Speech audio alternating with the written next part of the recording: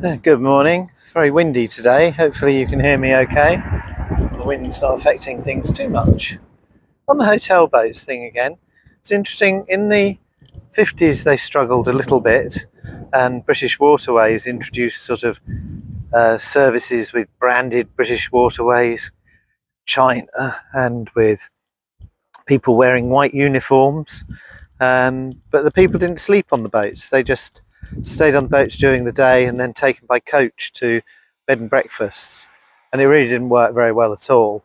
So those soon sold off to private companies, which started. And in the 60s, there were a number of hotel boats specifically built.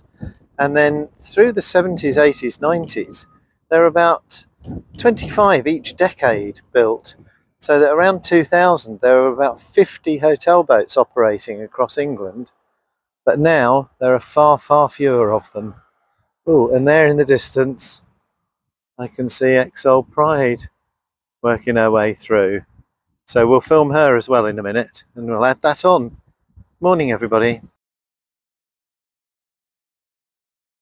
Well, here comes XL Pride coming through Barnby Dun Swing Bridge. Lift bridge, swing bridge. It's very definitely not a swing bridge, very definitely a lift bridge.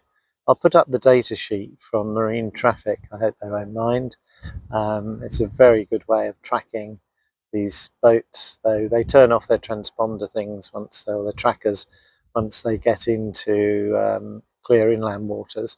But we can see where she's moving when she's heading towards Goole, so it gives us an idea from that side. Here she comes, being gentle as always. So here comes XL Pride again, and down the bridge going back down. As I say, I'll put Marine Traffic data sheet up.